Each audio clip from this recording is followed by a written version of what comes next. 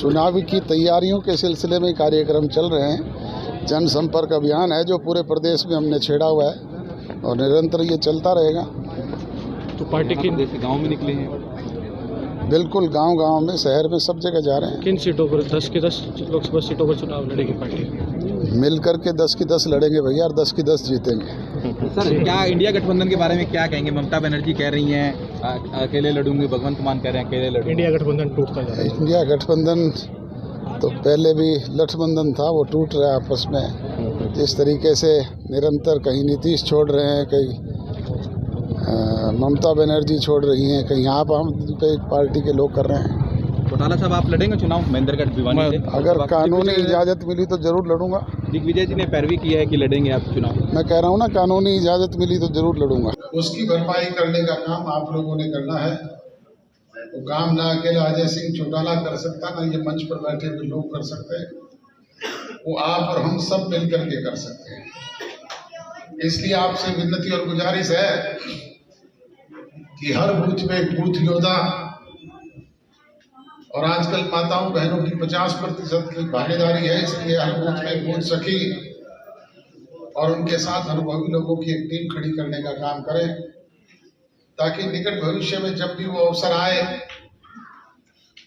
तो वो मजबूत टीम आपके पक्ष में मतदान करवा करके पार्टी को ताकत देने का काम कर सके।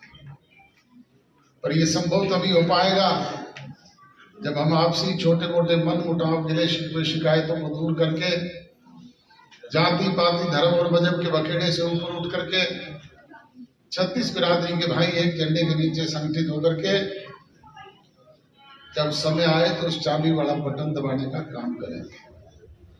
आप उस चाबी के बटन को दबाओगे तो विकास के दरवाजे आपके लिए खुलेंगे। काम की और रविदास मंदिर की भी की है। मैं ठोक करके दावे से आपके साथ में कह सकता हूं कि इन समस्याओं से हरियाणा प्रदेश की सरकार के द्वारा आपको निजात दिलाने का काम करेंगे। जो कोई और कसर, कमी, कोताही पिछले समय में रही है, चाहे वो कोरोना की वजह से रही, चाहे किसान आंदोलन की वजह से रही, चाहे कोई हमारी कमी की वजह से रही, ना केवल उसका समाधान करवाएंगे बल्कि सवाया करके आपको देने का काम भी शेष समय उस किसान आंदोलन की मार भी अगर सबसे ज्यादा किसी को पड़ी तो वो हम पर पड़ी। कानून बनाए थे केंद्र की सरकार ने, लागू करवाने का काम किया था सांसदों ने, ना हमारा कोई सांसद था, ना केंद्र की सरकार में भागीदारी, परंतु उसके बावजूद जगह जगह जो किसान भाई धरना दे करके बैठे होते थे, वो एक ही बात करते थे कि दुष्यंत चौटाला इस्तीफा दे दे, सरकार से अलग हो जाए। मैंने अनेक बार सार्वजनिक मंचों से भी कहा, मीडिया के समक्ष भी कहा कि इस्तीफा अगर किसी बात का समाधान है तो एक दुष्यंत चौटाला का नहीं, 10 के 10 विधायकों के मुझसे ले जाओ और अपना समाधान करवा ले। इस्तीफा तो केंद्र की सरकार में मंत्री रही हरसिमरत कौर बादल ने भी मंत्रिमंडल से दिया था। इस्तीफा तो मेरे भाई अभय सिंह चौटाला ने भी विधायकी से दिया था। कुछ हासिल कर पाएगा?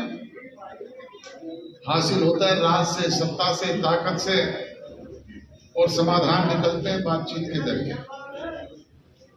आज अगर आपकी दी हुई ताकत है, हम सत्ता में हैं, तो जो भी कोई छोटे मोटे काम आप लोग हमारे समक्ष लेकर के जाते हैं, हम सरकारी अधिकारियों से कह करके उनका समाधान आपके बीच में करवाने का काम करते हैं। आज भाग में हिस्सेदारी हुई, हमारे कार्यकर्ताओं के चेहरे पे लाली आई, उन्हें उम्मीद जगी कि विकास के काम होंगे, बच्चों को रोजगार मिलेगा, छोटी मोटी समस्याओं से हमें मुक्ति मिलेगी। परंतु मुझे ये कहते हुए अफसोस होता है कि जैसा आप लोगों ने सोचा था और जो हम करना चाहते थे वो इस अरसे में हम नहीं कर पाए।